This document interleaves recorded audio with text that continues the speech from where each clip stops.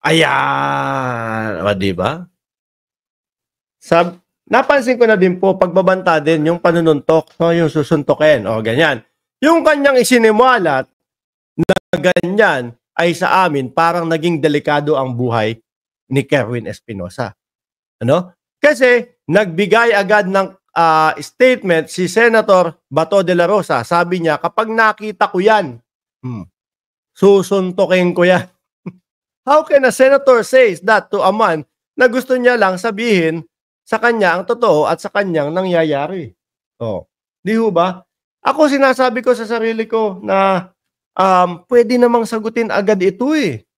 No? Ni Bato de la Rosa. Hindi naaabot sa punto na magbabanta ka, na susuntukin. Yun lang kaya ang kayang gawin ni Senator Bato de la Rosa. Siyempre po, mga bossing, mapapaisip. No? Pag pinag-connect-connect po yung mga bali-balita about doon sa EJK, kung ano yung mga ginagawa daw nila nung mga panahon nila, maiisip mo ba na suntok lang ang kayang gawin ni Senator Bato de la Rosa? Pero kung matalino ho itong si General Bato de la Rosa o Senator Bato de la Rosa, mga kababayan, hindi yan sasagot ng pabalang na ganyan. Dapat ang sagot niya, sige, harapan tayo, Kerwin. Ipapaliwanag ko sa iyo. Ipapaliwanag ko sa iyo kung ano talaga yung mga nangyari dati. No? Sinungaling ka. Hindi. Violente yung isa, may mananampal. Di ba? Yung isa, gustong manampal ng general. Di ba?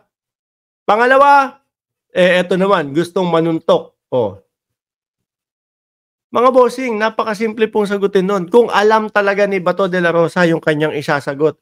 Pero hindi, mas nauna yung gigil eh. Suntukin kita. Bakit kaya napaka-violente doon sa kanilang side? Hindi ko po itinapik to nung mga nakaraan kasi nga, sabi ko, pagbabanta ba yung panununtok? Kumbaga, maliit na bagay lang eh. No? Hindi yung talagang tetegihin kita, kung ano. Pero kapag yung talagang inanalyze mo, pagbabanta pa din ho yun. Mga bossing.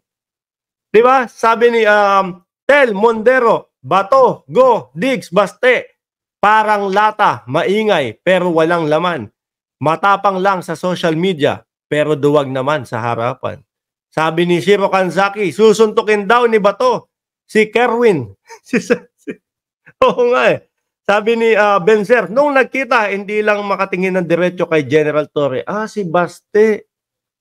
Wag ka. Kung naalala nyo po, yung kumalat na balita na meron ho daw na meron daw hong duelo. Pero yung isa, yung kaharap sa duelo, dumating.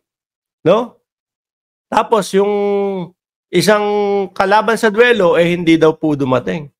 Sabi ni Milobon, Gavan, ayan, parang ginawa niya kay Maslog. Parang ganun nga po din yun. No? Although, wala siyang sinabi doon na meron siyang gagawing physical o kaya lang, yung pagdidilat niya, ganun, I can pin you down. Kilala kita. Yung paninigaw, paninindak ho. Yun, doon nalalaglag si no? Si Bato de la Rosa Doon napapaisip yung taong bayan na, naku, itong si Bato talaga, nararamdaman natin na guilty talaga. No? Wala pa, hindi pa binabato ng bato, umaaray na. Sabi ni Mel Dave, tama ang ginagawa ni Bato, magbanta ng magbanta at manakot sa mga witness para kung may mapahamak sa mga yan, hindi na sila maghahagilap ng suspect dahil kilala at alam niya kung sino ang gumagawa. Boss Mark, matapang si Roque. Kasi nanunumpa kesa kay Bato de la Rosa. Sumusumpa ba o ano yan? Iba yung pagkakabasa ko dyan Sabi ni Janet Karnak, totoong sinasabi ni Kerwin Espinosa kay Leila de Lima. Inosente si de Lima. Tsaka po sabi, inosente si de Lima, lahat ng kaso ni-file about sa drug fabricated. Tsaka po mga bossing, na ipalabas natin dito sa ating live stream, mga kababayan, yung mga sinasabi ho ni dating Senador Trillanes. Si Ray Santos, shoutout sa iyo, at Ricky P, watching from San Diego. Yung mga sinasabi po ni dating Senador Trillanes, mga kababayan, 9 na taon makalipas. Yung sinabi ni Kerwin Espinosa na pinag-usap sila o mag-usap kayo ni Ronnie Dayan kasi iba-iba yung sinasabi niyong mga petsa. Talaga pong nabasa na po ni dating Senador Trillanes, mga kababayan. Kerwin, ito lang sasabihin ko sa inyo lahat. Pag nagpalit ng administrasyon, magbabago rin yung statement nyo. Huwag nyo kasing iisipin na yung mga nakapwesto ngayon ay habang buhay nakaupo dyan. Okay? Yun lang ang tatandaan mo.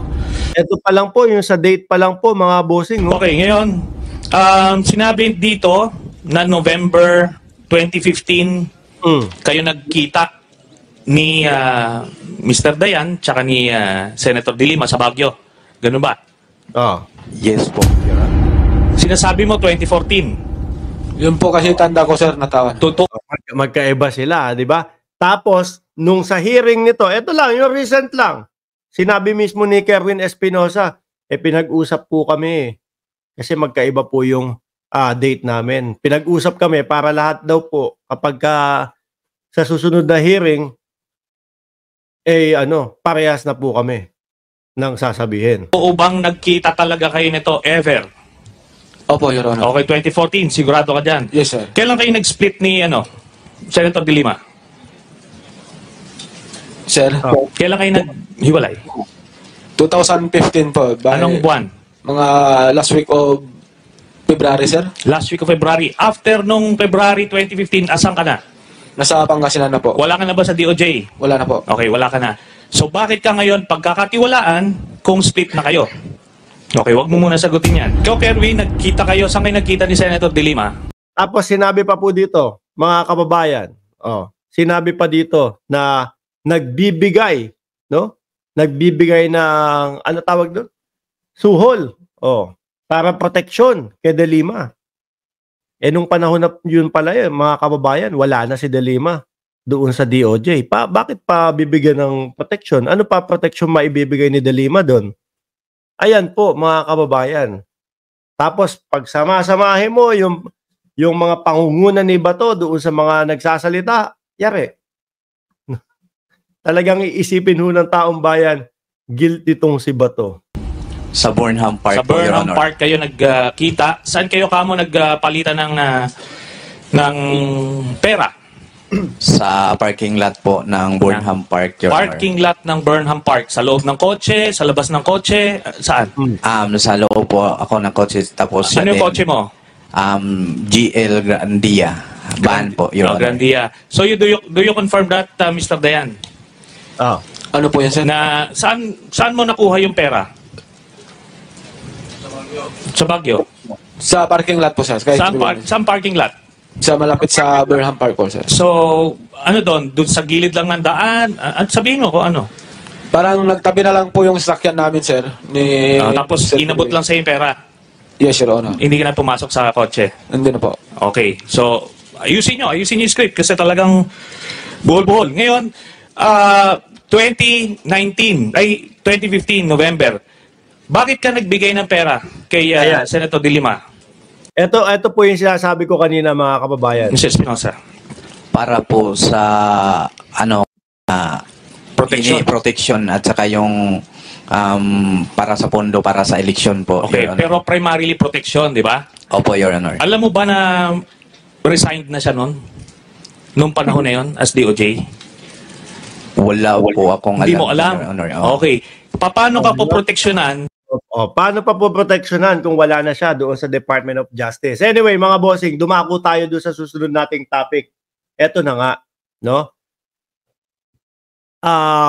Ngayon ko lang nakita itong balita na ito, no? Dahil nga nagkaroon ng mga napapatay ng ganyan, no? Yung pinaka-plot, yung payroll, yung pinaka-listahan kung paano dumadaloy yung cash flow, mga kababayan.